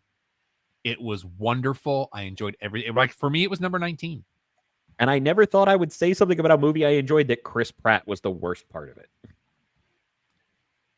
I can't give you a worst part of it because I loved everything. The montage of the training montage I thought was hilarious. Yes. The way they need a hero art was fantastic. Like it made me almost forget about Bob Hoskins and John Leguizamo. Oh, and God, who was Koopa in that? That was Dennis Hopper. Dennis Hopper. Uh-huh. My number 9 is a film. Hollywood tends to do this thing when they release films early in the year and then they get lost in the shuffle. This is not a movie I don't know that I could see again. But it's wonderful. It's a tale of reluctant redemption. It's called A Good Person. This was Florence Pugh and Morgan Freeman. And I don't want to give any of the plot away in case people want to see it because I highly recommend it. It's very intense. It runs the gambit of all of the things from an emotional standpoint. It's very, very good, but it came out way early in the year, so it got buried by everything else, and that's sad to me. Is it streaming now? I guarantee you it is. It's probably on, I think it's on Prime Video. Okay, on Prime. Okay. Don, number 8. This one made your honorable mentions. This film basically goes back in time, but I think they did get a good job of showing the story of something, and it was very heartfelt. Air, the Nike story. One of the best uses of soundtrack I've ever seen. Yeah. Question: exactly. Which number are we on? Number 8. Number 8. Don and I have the exact same number 8. Do we have another winner chicken dinner? Yeah. Oh, that's just I have watched. My favorite part of this was coming to the end of the year. We are fortunate enough to get screeners sent to us and different things. And I had like 3 different emails from Amazon saying, we would like you to check this out for your consideration. I was like, check it out. I already bought the thing. I've watched it 18 times. Best use of a soundtrack ever, and every song that was used was perfect. I have this at number 18. I actually nominated it for best ensemble because that collective was so good. Oh, it was so amazing. I loved Air. And for those, and we love our vendors sending in the studios. We love them. For those of you that don't know, one of the conditions that Michael Jordan had was that Viola Davis played his mother. That was a non-negotiable. And they literally were like, okay, then who do we get to play his dad? So they cast her husband. Yeah. It's such a great film, and it's such a great story. Quick note on A Good Person. It is streaming on Prime Video. Okay. All right. Thank you. Number 8 could be one of the most underrated films of 2023. And I don't know if you boys have seen it. I saw it in a theater screening. It got a very limited run. In an age where international film becomes a bigger thing every year, it's rare to find a film. Oh, wait a minute. Oh, you got the same one though, Alex, right? You both had Air at 8. Correct. Okay. I was like, Yeah, did we I did. miss him? No, both air at 8. Okay. I want to make sure I didn't screw this up again. Appreciate it. It's rare to find a film that crosses genres in multiple ways. My number 8 film does that. It is called Polite Society. You did speak very highly of this. If you put this on your list, if you haven't, this is a British film with an Indian family. They have 2 daughters. Their younger daughter is still in high school, wants to be a stunt woman. The older daughter has left art school, very down on herself, and she meets a young man. They have a whirlwind romance and are engaged to be married. The younger sister declares shenanigans, and it is part Western, it is part Bollywood, it is part heist film, it is all of the things. And it's, like I said, it could be one of the most underrated films of the year. Put this on your list. It's probably somewhere on Prime Video, I believe. It is on Prime Video. Go see Polite Society. It is wonderful. I loved this movie. It's another one of those that was better than it had any rights to be, and I am full on here for it. Takes a weird turn in the third act. It sticks the landing. I love this movie. Don, number 7. So we talked about Halloween and Exorcist, doing films years later and trying to add to it, and how The Exorcist fell. But on this one, and this is one of the few ones where after a film, I went up to Rob and said, "Were you happy with it?"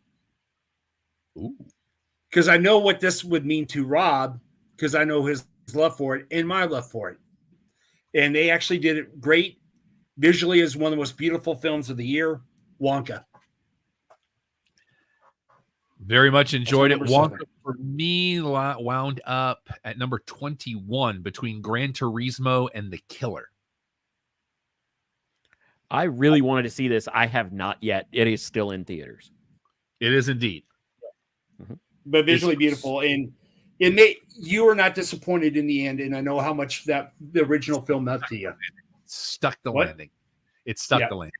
It's wonderful. Don's right. I was very apprehensive going in because Yes, you were. it's one of the very few books I read multiple times as a kid. I'm still hoping someday that we get Charlie in the Great Glass Elevator. You're going to have to do some editing. But the Gene Wilder film is very, very close to my heart. We ignore what happened in the late aughts. But yes, and Chalamet, it was 2009, I believe. Oh, wow. Yeah. I never watched it out of protest. Chalamet absolutely nails it. He leans just enough into Gene Wilder while still making the role his own. The story's very engaging. The music's great. Visually. Yeah, everything works in that film. Yeah. And I'm so glad that it exists. Shout out Rowan Atkinson, who isn't in it. He's not in it very much, but I do love him. And Chalamet. Yeah. Nice job, sir. Absolutely nice job. Alex, number 7. Before we move on from that, would you say that Timothée Chalamet is the single most talented actor under 25 right now? I'd have to do some research. I think I would have to do some research as well, but even his Apple commercials are phenomenal. His Apple commercials are the best thing they put out on film this year. Also announced this week, he is now the face of Calvin Klein. That is also fair.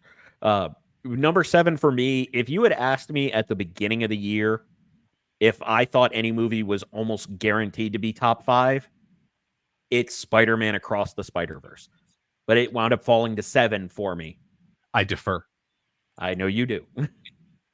It's amazingly done. I can't wait to get to the next one.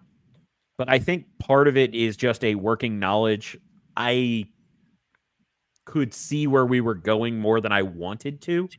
I did wind up watching it post a couple of spoilers, which I wonder if it would have changed my ranking and made it higher, but it's still a phenomenal movie. Number 7 for me is another film that Alex and I are diametrically opposed on. Oh, really? I absolutely loved Barbie. Which one? Barbie. It works on multiple levels. It borrows elements from the original Lego movie that I absolutely loved.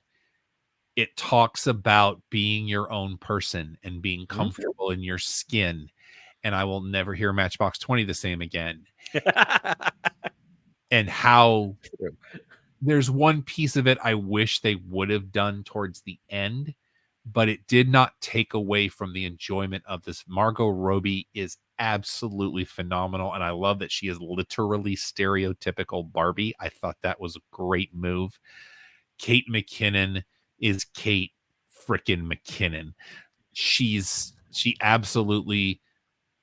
the conduit for a lot of it. America Ferrara is absolutely spot on in this movie. Ryan Gosling, because apparently if they didn't get Gosling, the movie never would have happened. The story of they offered it to Gosling. He didn't understand it, so he didn't take it right away. And then walked outside and saw one of his daughter's Ken dolls lying face down in the mud. And all he did was took a picture of it, sent it to Greta Gerwig and said, all right, I'm in. His story must be told. Now, America Ferrara and Ariana Greenblatt is a perfect pairing as mother-daughter. Yes. Michael Cera gets to use his Scott Pilgrim kung fu skills. I thought this movie was spot on, and I did not see it until middle of December when it hit Max. So the hype machine was still in full force by the time I got to it, and it still held up for me at number 7. I literally watched it 2 days ago. Oh, wow. Yeah. All right, Don, you ready for number 6? Yeah. This one is a film that when I bring up personal experiences, but I don't like bringing faith into it too much on some of my reviews. That's fair.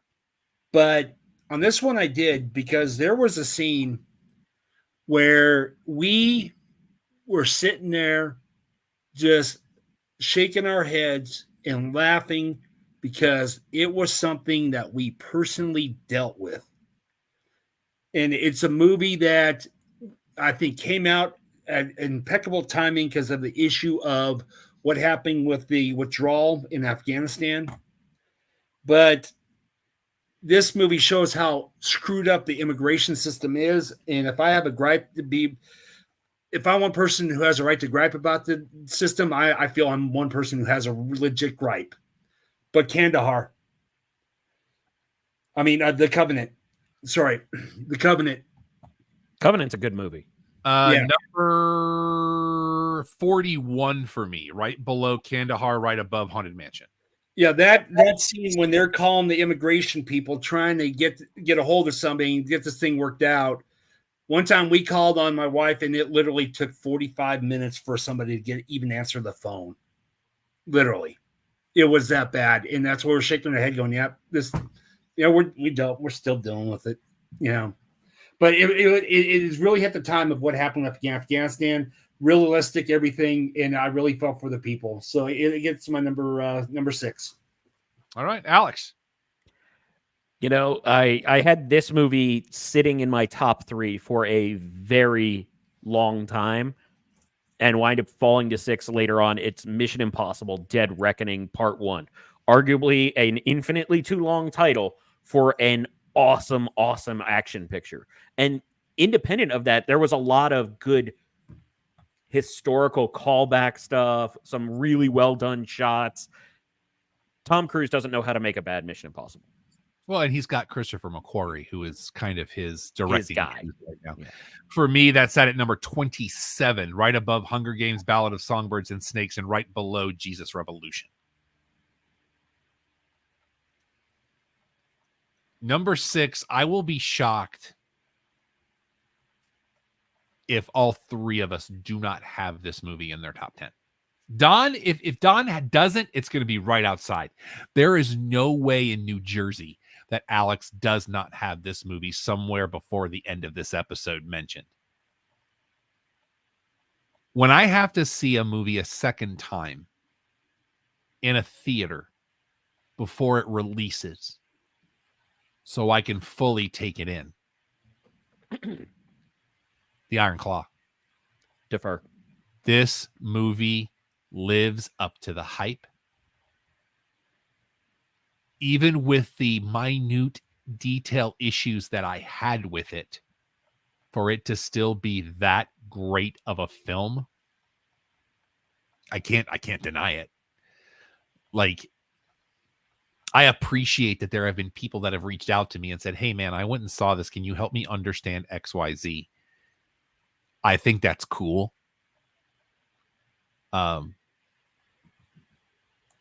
This movie is just that good.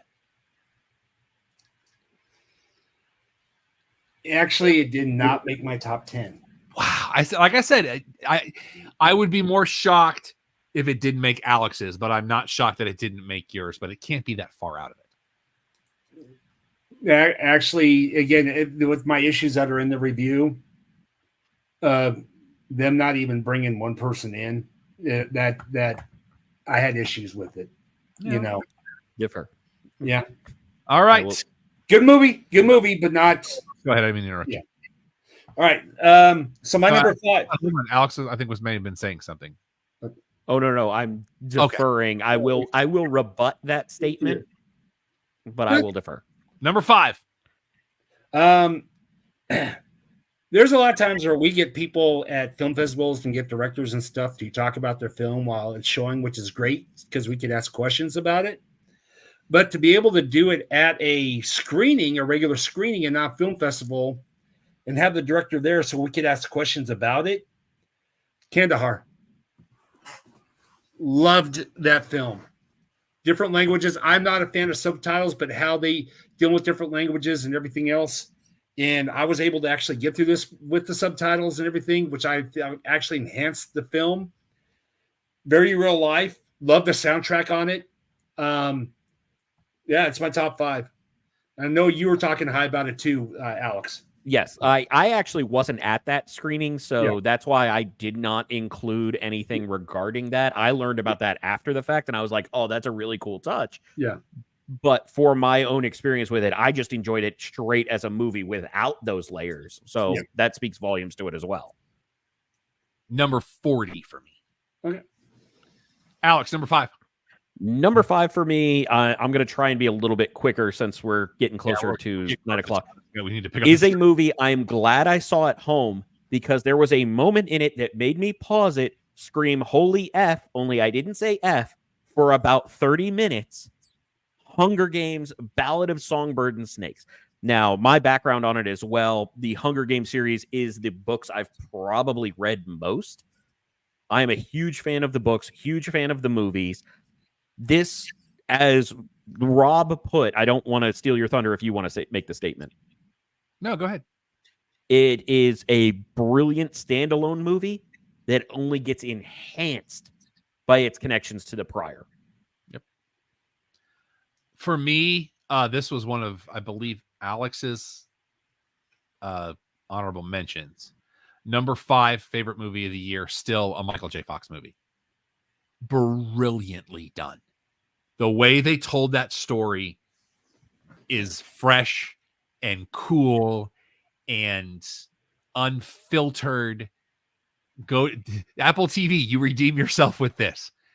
Go see this documentary. It is beautifully heartbreaking. It's also But- incredibly clever for a documentary. Yes. 100 times yes. All right, let's keep it moving. Don, number 4. I've got a cat that's trying to walk across. Yeah, my number 4 is a film that I made a reference of, the Flaming Hot, where this one actually tells a true story in Latino things and did it right. And this was basically gone to prime. And I thought if they would have released this later in the year and had a lot of PR for it and they do a theatrical release, they would be talking nominations possibly. But Michael Pena's with A Million Miles Away, about the astronaut, which currently is featured on Prime Video. Yeah, Yes, I love that film. Very good film. All right, Alex, number 4. I promise I wasn't trying to be clever. This, along with Dead Reckoning, was at the top for a very long time. John Wick Chapter 4 needs to get more credit as a film unto itself. Now, a lot of people were just talking about, well, it's just shooting and action and violence. It's like, no. You need to go back and realize Chad Stahelski said, oh, you don't think I can shoot clever or shoot artistic shots? Allow me to change the style of every scene to match a style from that location. Brilliant. And people are dismissing it because it's John Wick, and they're wrong. Alex's third winner chicken dinner, and second with me. This is, I love John Wick Chapter 4. Mm-hmm. And I have an autograph from the third one. Just the fact that talking to a friend of the show, Scott Jackson, and him showing me the inspiration for the overhead sequence from a video game that they released on mobile platforms. And yes, I think we all want Dragonfire bullets. Let's get into the medal round. Don, bronze medal, go. So that was your number 4 also, Rob?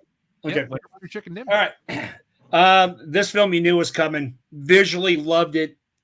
It had based off true stories, and I think watching this, you have to see it in the theater.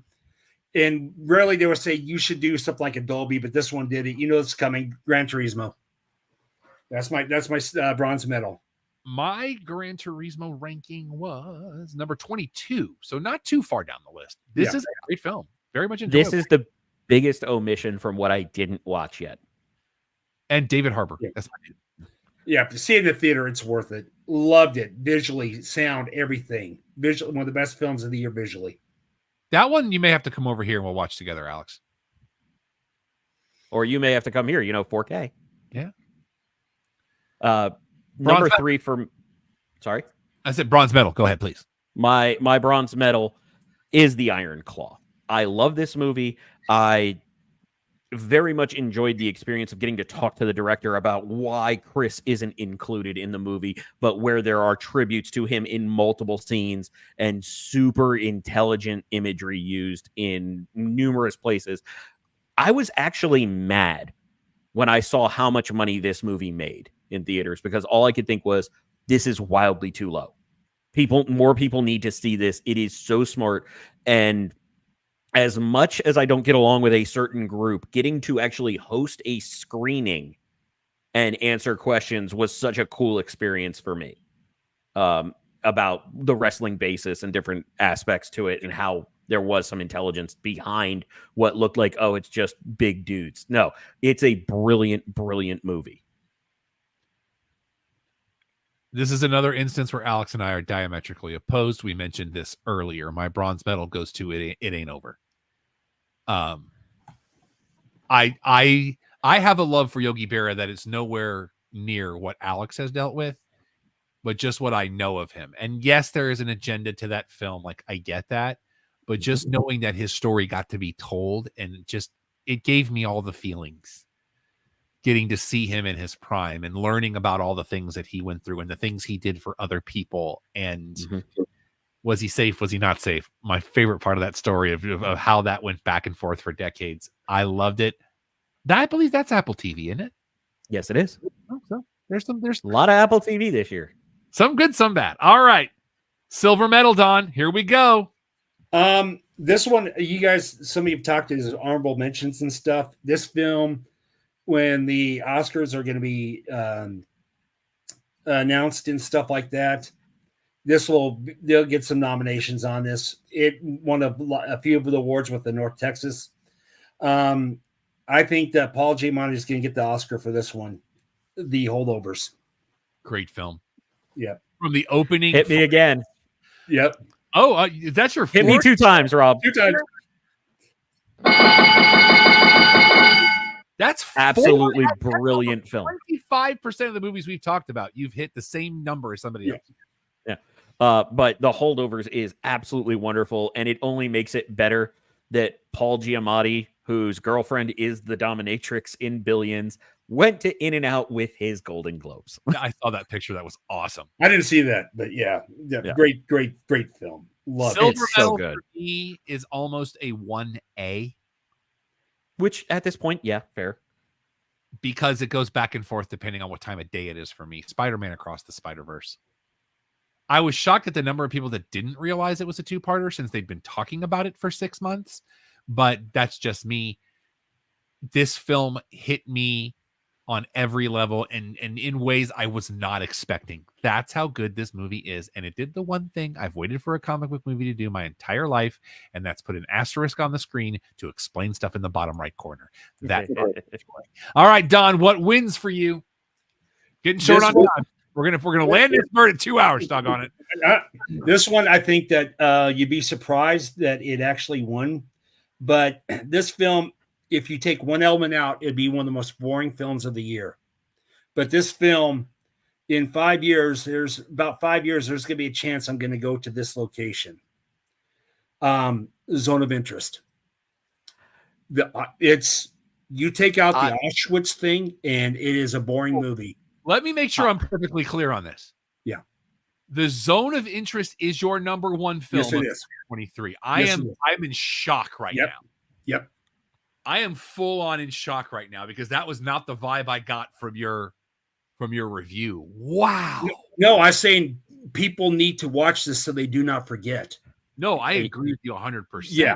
And that's why me and the Fantastic Four, they're talking yearly trips. Like this October, it's Nigeria. We're going to talk where it's going to be Germany and Poland in one trip.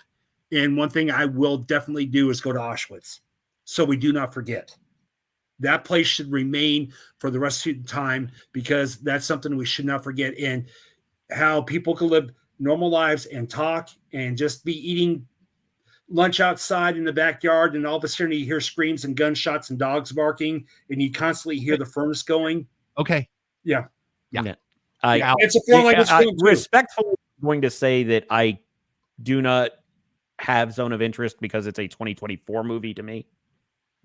Because I go off of, to clarify, I go off of release date. Yeah. Don goes off of when he sees it. Yeah. Well, no. So- but the other thing is, Alex, it was sent to us as a screener for 2023. Yeah. No. I understand that, but what I'm saying is I go off of release date, Yeah, which that's fine. still That's has fine. not. Wide. That's what I was getting at. Yeah.